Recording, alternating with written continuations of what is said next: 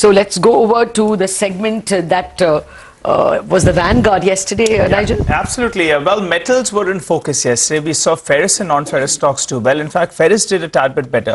What should you do from here on? Well, to help us out with that, we have Aditya Welekar, Senior Research Analyst at Axis Securities, who joins us. Hi, Aditya. Thanks so much for joining in. Good morning to you. Well, yesterday we had a good run. Now, the street is divided. This is the actual thing, and this is the real deal. So to hang on to your positions. The flip side is, maybe in fact it's giving you a good bounce and the globe could still go into recession. So book out of your position. What's your sense on the steel stocks first up? Thank you, Nigel. So good morning. Well, I think there are a couple of things. Number one is that the iron ore prices are rising in China. That is mostly due to the restocking ahead of the Lunar New Year holiday in China. So that is supporting the steel prices in China. And number two, the margins in Chinese steel mills, they are at a low level. So that is also supporting the steel prices. And of course, China reopening, that is building a positive sentiment overall. So based on these, if you see the Chinese HRC prices have rallied, and currently yesterday they were at $605 per ton from the low of 515 in November last week. So based on that, currently if you see the Indian steel prices are at now discount to the Chinese imported prices. So the Indian steel prices definitely have well support at this level. Coming to, we stick to quality names like Tata Steel. So based on this run up in iron ore prices, Tata Steel Indian operations are integrated with respect to iron ore. So also the valuations are attractive, and there is some upward room left for Tata Steel from this level. If you see, it's currently trading at a price to book of 1.06x, and at the peak of the cycle, it can go to 1.5x. So there is still some upside potential left for Tata Steel. Okay. And post, what, Aditya, what about SAIL? They also have iron ore. SAIL also has iron ore, but SAIL has certain legacy issues, especially their return on capex is so far not been very attractive, and their cost of operations are slightly sticky and sensitive to coking coal prices.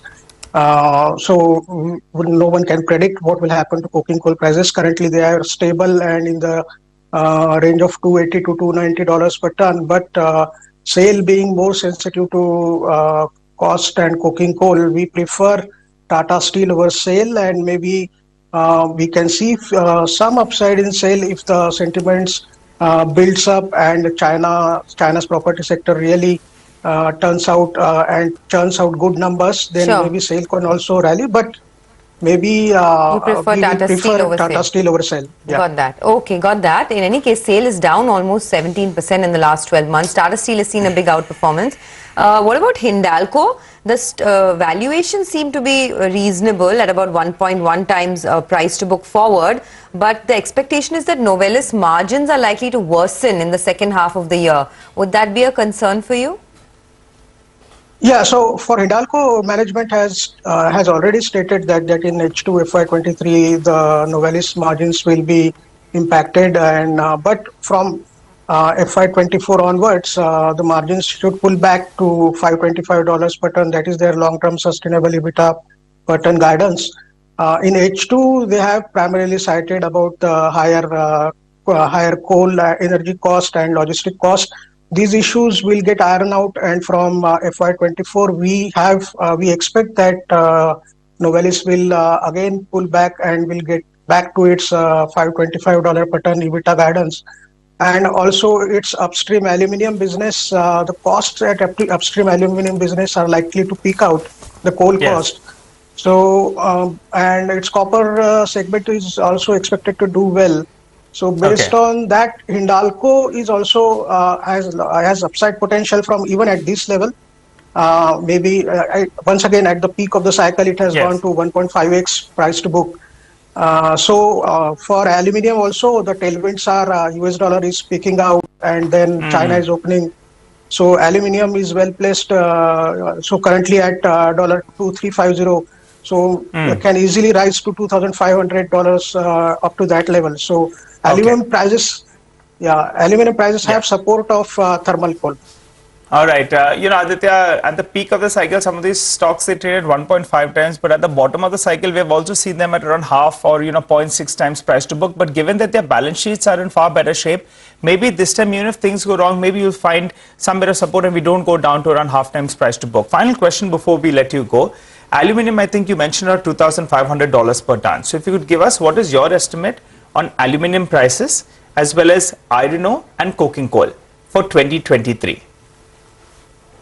So for 2023, we expect aluminium prices to trade in the range of 2,400 to 2,500.